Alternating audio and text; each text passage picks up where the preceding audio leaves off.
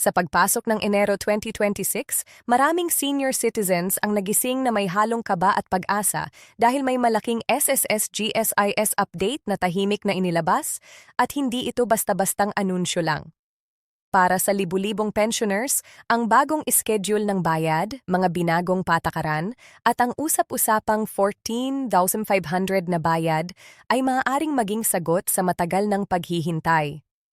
Pero ang tanong, sino ang tunay na makakatanggap, kailan eksaktong papasok ang pera, at bakit may mga senior na nagulat na lang na may pumasok na halaga sa kanilang account? Sa video na ito, pag-uusapan natin ang kumpletong detalye ng January 2026 SSS GSIS update, mula sa bagong petsa ng release hanggang sa mga pagbabago na direktang makakaapekto sa inyong buwanang pensyon. May mga bagong alituntunin na kailangang malaman ng mga retirado, lalo na kung kayo ay may sabay na benepisyo, survivor's pension, o may naantalang bayad noong nakaraang taon. Hindi rin natin palalampasin ang mahalagang paliwanag kung saan nanggaling ang halagang 14,500, kung ito ba ay one-time lamang, retroactive, o bahagi ng mas malawak na adjustment. Kung ikaw ay senior, pensioner o may magulang na umaasa sa SSS o GSIS, mahalagang maintindihan mo ang update na ito bago mahuli ang lahat. Maraming nalilito, may ilan ang umaasang makakatanggap, at may iba namang hindi pa sigurado kung kasama sila sa listahan.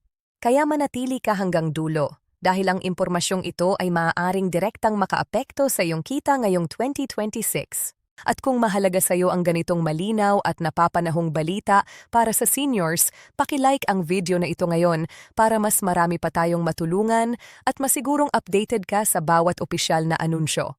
Ngayong malinaw na natin ang bigat ng update na ito, simulan na natin ang mas malalim na pag-unawa kung ano talaga ang nangyayari sa likod ng January 2026 SSS GSIS developments, dahil maraming detalye ang hindi agad nakikita sa mga maiikling anunsyo at kumakalat na tsismis online.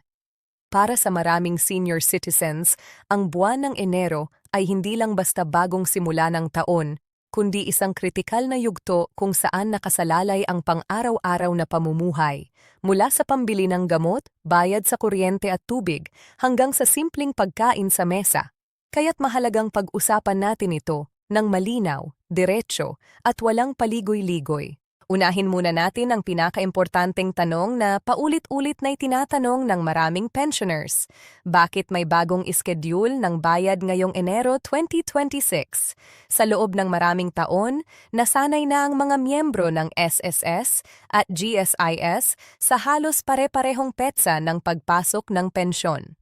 Ngunit sa pagpasok ng 2026, ipinatupad ang mas pinong sistema ng scheduling na layong bawasan ang sabay-sabay na pag-withdraw, iwasan ang system congestion, at masigurong mas ligtas at mas maayos ang pagpoproseso ng pondo. Hindi ito bigla ang desisyon.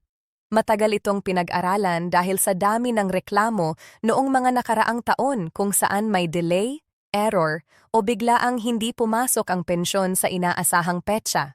Para sa ilang seniors, ang pagbabago sa schedule ay nagdulot ng pagkalito. May mga naghintay sa dating petsa, ngunit wala silang natanggap. May iba namang nagulat dahil mas maaga itong pumasok kaysa sa inaasahan.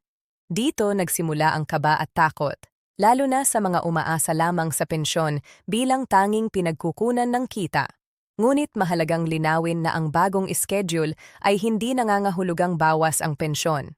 Sa maraming kaso, ito ay simpleng paglipat lamang ng petsa, depende sa huling numero ng inyong SS o GSIS number, uri ng pensyon, at paraan ng pagtanggap ng bayad.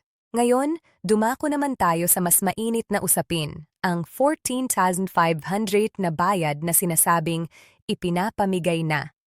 Maraming seniors ang nagtatanong kung ito ba ay dagdag pensyon, isang bonus, o isang uri ng ayuda. Ang totoo, ang halagang ito ay hindi pare-parehong matatanggap ng lahat. Ito ay kombinasyon ng ilang posibleng benepisyo depende sa inyong sitwasyon.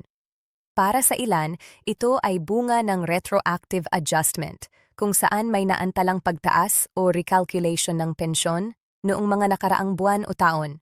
Para naman sa iba, ito ay maaaring may kaugnayan sa one-time benefit, tulad ng anniversary bonus, supplemental assistance, o special adjustment para sa piling sektor ng retirees. Mahalagang bigyang diin na hindi lahat ng pensioner ay automatikong makakatanggap ng eksaktong 13,500. May mga makakatanggap ng mas mababa, may mas mataas, at may ilan na hindi kasama sa batch na ito. Dito, nagkakaroon ng maling akala ang marami, lalo na kapag may nabasang headline o napanood na maikling video na nagsasabing lahat ay makakatanggap.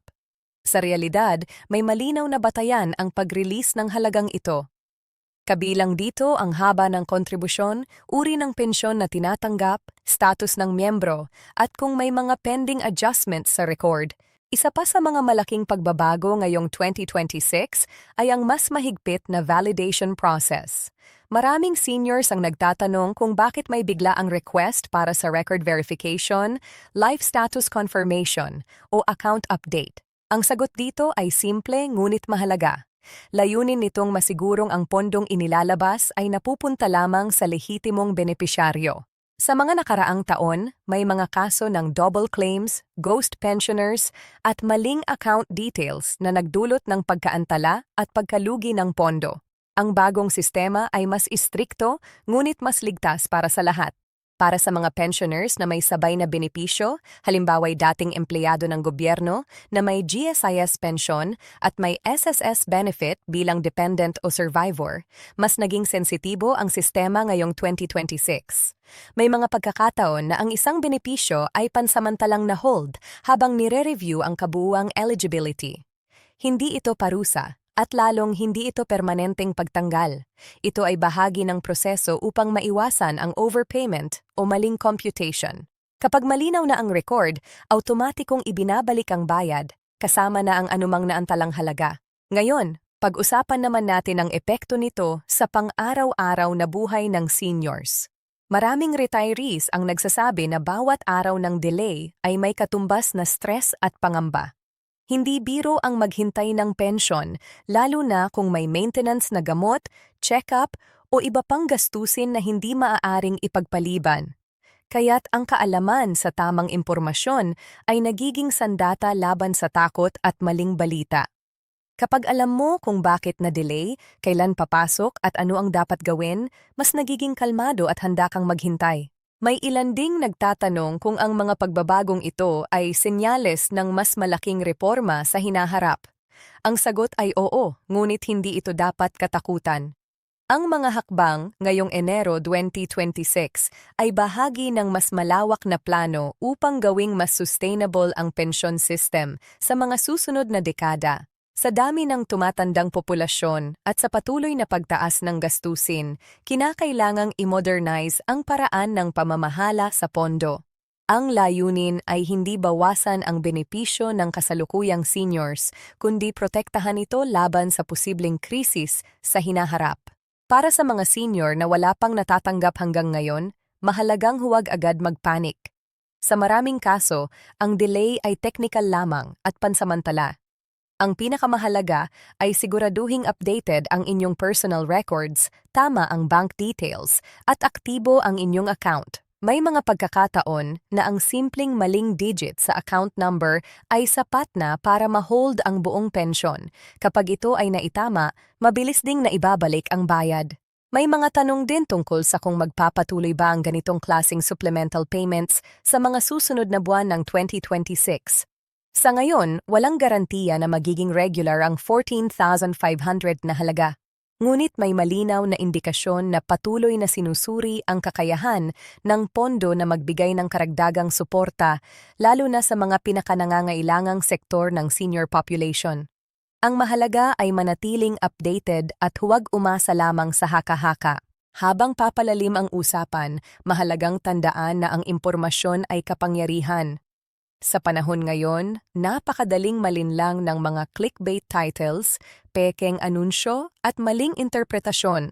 Kaya nga mahalaga ang ganitong klase ng talakayan. Mahaba, malinaw, at walang tinatago. Ang layunin ay hindi lamang ipaalam kung ano ang nangyari, kundi ipaliwanag kung bakit ito nangyari at paano ito makakaapekto sa iyo bilang senior citizen. Sa pagtatapos ng bahaging ito ng ating talakayan, gusto kong ipaabot sa lahat ng nanonood na ang January 2026 SSS GSC's update ay hindi dapat tingnan bilang banta, kundi bilang pagbabago na kailangang unawain. Oo, may mga abala at pagkalito sa simula. Oo, may mga hindi agad nakatanggap. Ngunit sa mas malawak na perspektibo, ito ay hakbang patungo sa mas maayos, mas ligtas, at mas patas na sistema para sa lahat ng pensioners. At habang nagpapatuloy tayo sa mga susunod na bahagi ng video na ito, mas tatalakayin pa natin ang mga madalas na tanong, ang mga karaniwang pagkakamali na dapat iwasan, at ang mga praktikal na hakbang na maaaring gawin ng bawat senior upang masigurong tuloy-tuloy ang pagtanggap ng kanilang benepisyo ngayong 2026 at sa mga susunod pang taon. Manatili ka lang hanggang dulo dahil bawat minutong pinapanood mo ito ay dagdag kaalaman na makakatulong sa iyong seguridad at kapanatagan bilang isang retirado.